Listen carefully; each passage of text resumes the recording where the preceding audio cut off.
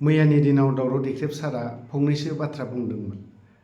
दिपेन बर'नि सायाव फेजेननायनि सायावनो बाथ्राखौ बुंदों आरोखि दिपेन बर'आ दा बिनि सायाव फिन जाथायखौ होनायखौ जों नुनो मोन्दों दिपेन बर' बिथाङा बुंदों जे निउ फेस नंगौ गोदान मोखां बिथाङा आरो देरहानोब्ला फेजेननो थाखायबा अदालगुरियाव फैनानै केम्प खालामनानै थाफै बेखिनि बाथ्राखौ फोरमायदों आरो लोगोसे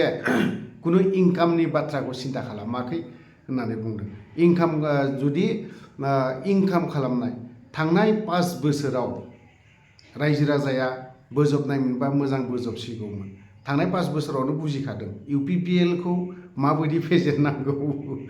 आं बुंदों दाबो दिपेन बर' सार UPPL आव सानैनि बारा देरहानो नाङा जा बुजिनाय आरो जाखिनि नुहुरनाय सानैनि बारा देरहाना बाय मिस्टेक सासे थांनो हागौ साथाम खुनुरोखोम मैया UPPL निफ्राय साबा केन्डिडेट फोसावदों साबा आरो माखासे फोसावबावनो नांगौ दङ बिसोरना दिनै ओंखारनो हागौ NDP नि सासेबो ओंखाराखै मैयानि जाखिनि फोसावनाय बा मैयानि जाखिनि लिस्ट ओंखारनाय NDP नि बोरै ओंखारनो NDP नि MLA फोर साबेसेसो मोनगोनफोरबायदि एबारावहाय MLA आ खोनानो मोन्दों रनजित बसुमतारी बारग' EM फरेस्ट डिपार्टमेन्टनि आवगोलनि UPPL नि बे ओंखारोब्लाथ' बिराद इन्टारेस्टिं जाथारबाय रनजित बसुमतारी मोननै बियाबाव फेजेनदों दाखि बे MLA आव देरहाबावगोन UPPL नि मेन पलिसिया ओरैबायदिसो बिसोरनिया प्रमद बर'आबोथ' फरायसा आफादनिफ्राय फैनाय फरायसा आफादा माब्लाबाबो NDP खौ मोजां मोनखाया नंगौ बुंगोन रायखांगोन एसे एनै रायखांगोन बिनि उनाव गोसोआव खिन्थु बिजों एबसुआ NDP खौ मालाबाबो मोजां मोना सोरबायानो होन NDP खौ बिजों मोजां मोना आं जाखिनि बुजिनाय जाखिनि मोनथिनाय खुगायाव नंगौ NDP गैयिनिफ्राय इदि XYZ NDP नो होनांगोनलै XYZ बायदिसिना बुंगोन खिन्थु बिजों होआ NDP नो मिथिबाय आरो NDP आ देरहानायबो नङा रनजित बसुमतारीनो होयोब्ला मोजांनो गोगोमै जेनखागोनबो बियो खारन मोननै बियाबो जेनदोंना रायजो राजानि मा खामानि मावदों UPPL खौ नुखादों थांनाय 5 बोसोराव रायजोनि मा खामानि मावदों मा मावाखै नङा होमबा मावद्राया नङा मावदों एसे एनै मावदों UPPL हिसाबै डेभेलपमेन्ट हिसाबै जेबो गैया UPPL नि खामानि मावनाया बेलेग एंगेलजों खामानि मावगोन खिन्थु गावनि पकेटआ थ्रोब प्रमदाथ' 100% होया NDP खौ मोजां मोना बियो खिन्थु आं मोजां मोनो हार्डलि मोजां मोनो गोसोजों बिखाजों थैयै मोदोमै आं जिउयै मोजां मोनो नैबेजों मोजां मोनगोन नैबेजों NDP होननानै बुंबा नैबे जिनिसा एलार्जि जायो UG ब्रह्मआथ' एलार्जिखा नुबानो खायथ्रा जानानै थायो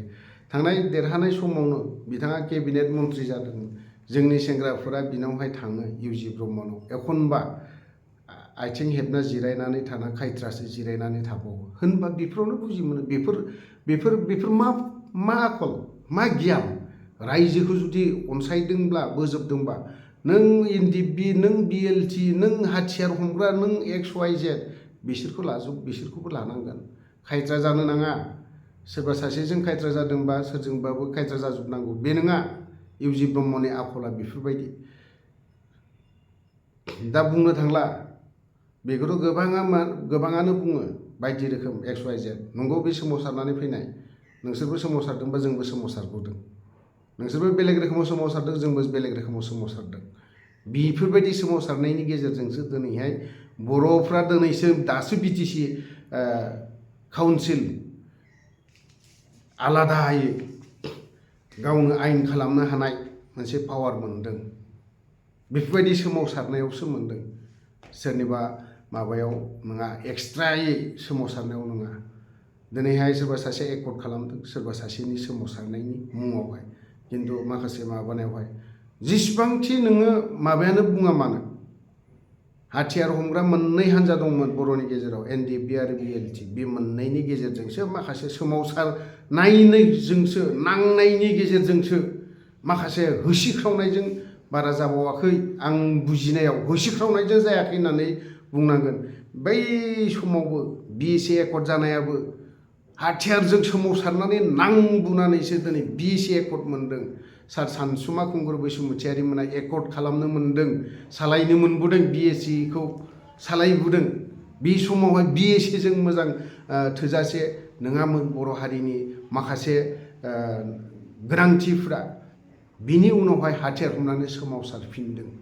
मोननै हान्जा BLT आरो NDFB बे मोननैनि सोमावसारनायनि गेजेरजोंसो जोंनि बे BTC माखासे मोननांगौखौ मोनदों जाखिनि आयेन खालामना लानो हानाय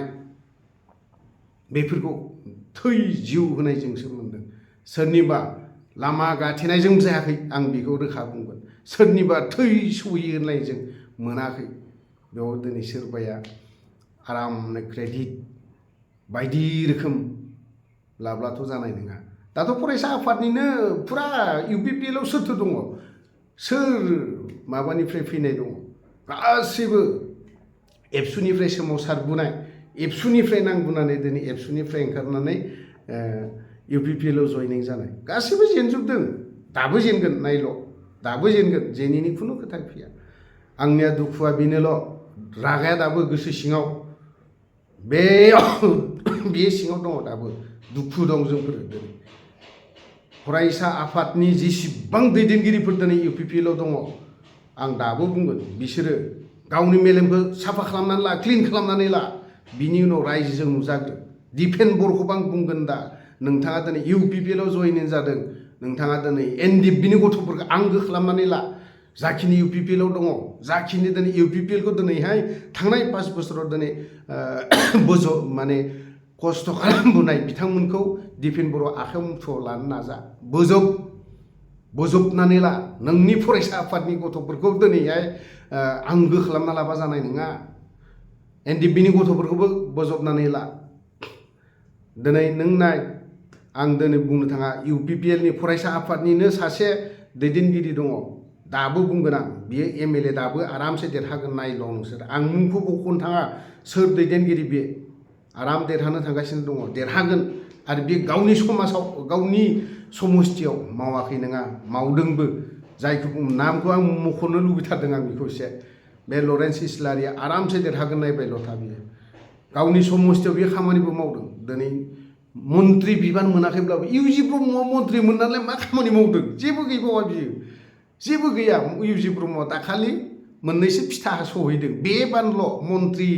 मन्त्रि केबिनेट मन्त्रि लाइफआव मन्त्रि रेंकखौ लादों मन्त्रि बिबानखौ लादों दाथ' गैया देरहागोना देरहाया आसायानो गैया लरेन्स इस्लारि सारनि समस्थियाव हाबनानै नायथों बियो मन्त्रि बिबान मोनाखै बियो गावनि डिपार्टमेन्टनिफ्राय जा एसे मोनो थेवबो खामानि मावदों बियो आरो नैबे रबिराम नार्जारि BPFनिनो रबिराम नार्जारि मन्त्रिथ' बिबान मोनबावाखै बे MLAल'सो बियो MLA आव बियो गावनि समाव ओरैबायदि फिथा हास'दों BPFनिफ्रायबो बे हादों जों नायहैदों आरो लिंहरो भिडिअ खालामो ससियेल मिडियाआव बयबो नुजोबो दा दिपेन बर'आबो हायोबा नाजा देरहायो ना मायो आंथ' दिपेन बर'खौ माने भटबा बे एथ' हाजार मोनगोन आं बेखौ बुंनो थाङा खिन्थु मथ'ते बियो गांलाब माने जेनगोन आरोखि जेननायनि लाइनाव नोङो दानि डिपुटि चिफ दानि BPFनि डिपुटि चिफ बिनि समस्थियावबोथ' नोंसोर आसा गैया दाखालि जयनिं जानायाव जेब्ला जयनिं जादोंमोन अब्लानियाव हाजार मानसि थांदों नाथाय बेफोरनि भटआ मोनगोन ना मोना बावहाय BPFनिबो दङ नोंखौ फरायसा आफाद हिसाबै आं बुंदों फरायसा आफादनि दैदेनगिरि हिसाबै बोजबदों बयबो नाथायबा भट थुनाय समावहाय नोंनो जे थुगोना थुआ एसे आंहा डाउट दङ सन्देह दङ आगोलबो BTC इलेक्सनाव दिपेन बर'आ बुंदोंमोन इमप्लिमेन्टनि खाथिरावहाय जों दिनै सोरखौबा देरहाहोनांगोन बेफोरबायदि मा बेसेथो इमप्लिमेन्ट खालामखोब्रा मा बेसेबांथो प्रमद बर'जों थगायजाबावनो आरोबाव बे प्रमद बर'जों थगायजाबावनो मा बेसेथो बेलाय खामानि मावदों नंगौ बर' जाथिनि थाखाय सोमावसारदों उखैहाबदों आरो उखैहाबनायखौ जोंबो थादों बेनि बायदि उखैहाबनायखौ जोंबो थादों बन थैनि सहि होदों जोंबो होदोंलै नोंनि बायदि थैनि सहि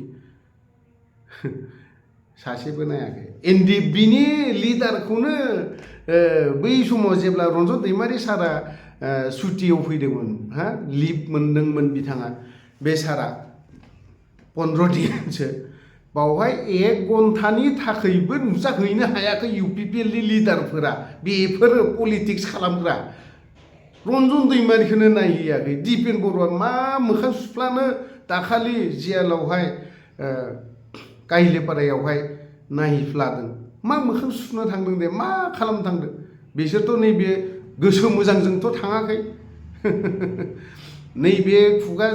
खुगानि मोजांजोंसो थांदों नैबे गोसो मोजांजों मालाबाबो थाङाखै दिपेन बर'आ बे जियाल सिङाव नायहैना था आदा बे गेट मोखां जेला सोना दोनजाफिनो अब्ला थाथ'दो आदा मोजाङै थादो आदा बे बुंनायनि अनगायै जेबो गैया थाथ'दो होननाय सोदोबा मा जाखो बियो नोङो बोसोर थादो आदा बेसो जादों सोदोबा बिनिया बे मोजां सोदोब नङा बे अनलि थाथ'दो आदा मोजाङै था आदा बेफोरबायदि बुंहैफ्लादों मोखां सुफ्लाहैदों बिनि अनगायैथ' जेबो गैया आरामनो न'आव दाखालि सुटि फैदोंमोन 15-20 दिनसो बावहाय मानो नुजाहैनो हायासै लाजिनो ओंखाराखै दिपेन बर' थौ बिदि जायो नामाब्रा मा पलिटिक्स गेलेनो फैदोंब्रा बेफोरलाय जाम्बा जाम्थाब्लाबो जोंबो एसेब्लाबो हायो माबानो पलिटिक्स बाथ्राफोरखौ एसे एनै फोसावलाबायो दा रायजोनि सिगाङाव मोखां सुफ्लायसिगोन आंखौ देरहाहो रायजो राजा आं दाबो बुंदों दिपेन बर'खौ नोंथाङा सोरबा माहाजोन सोरबा बिराद मोजांखौ दानाय आं हले बुंखागोन दानाय बिसोरखौ नों देरहायोब्लाबो इसोरनि अननायाव जुदि देरहायोब्ला बै बे न'खर बै बे थाखोनि जाय दिनै बर' बिमाया गाहाय थाखोनि जाय बर' बिफाया दिनैहाय न' गंसे गैजाया जाय बर' बिमाया दिनैहाय थानो थाखाय न' गंसे मोजां गैया जाय दिनै नोंनि फिसा आंनि फिसा बै गथ'फ्रा दिनै लेखा मोनसे मोजां मोनाखै मोजां ड्रेस गाननो मोनाखै बै व्यक्तिफोरखौ नायग्रो गेजेर खलबनि मानसिखौबो दानाय आं बुंगोन गेजेर खलबनि एकदम लयेस्ट गाहाय थाखोनि जाय मानसिया दिनै जाब्ला गाबोननि थाखाय साननो गोनां बै व्यक्तिफोरखौ सिन्था खालाम नोंनि खोथाखौ दासान नोंनि बिमा बिफानि खोथाखौ दासान नोंनि बिदा फंबायनि खोथाखौ दासान नोंनि फेमिलिनि गथ'नि खोथाखौ दासान आं हले बुंखायो दिनैसिमबो जों बर'नि गेजेराव जेसेबां पलिटिशियानफोर दं बै व्यक्तिफ्रा बै बे गाहाय थाखोनि जाय मानसिया दिनैहाय बिना जानाय सोरनावबा दिनै ओंखाम खब'सेनि थाखाय बिनानै जाग्रा बै व्यक्तिफोरखौ नायफेराखै दिनैसिमबो जायफोरना दिनैहाय सोरबा दैदेनगिरिनाव थांगोन टिप टप गाननानै थांगोन बै व्यक्तिखौसो फै आदा फै आराम फज'ना दोनगोन खिन्थु बिनि नैबे सिङाव मा बुस्थु दं बेखौ रावबो मिथिया हमनाबो मोना बिसोरसो दिनै बेफोरबायदिखौसो आंगो खालामनानै लायो दिपेन बर'नाव दा नों उमुक नों माइब्रा नों जोसा नोङो आसुनो मानो माइसालिनो बिदिखौ दासान ज' लाजोबनांगोन होमब्लासो नों देरहागोन नङाला नों बोर लुबैदों बे माहाजोनफोरनाव बोर थाया बिसोरनि बोरा मोजां नङा आं दाबो बुंगोन जाय मानसिया दिनै गाहाय थाखोनि व्यक्ति ना न' गैजाया न' गंसेनि थाखाय आबेदन खालामो निबेदन खालामो गोबांनो बियो नाथाय बिसोरखौ नाया जाय दिनै बाजाराव मैगं फाननानै जाग्रा बैफोर व्यक्तिफोरखौ मोजां नोजोरजों नाया नों गाहाय थाखोनि मानसिसो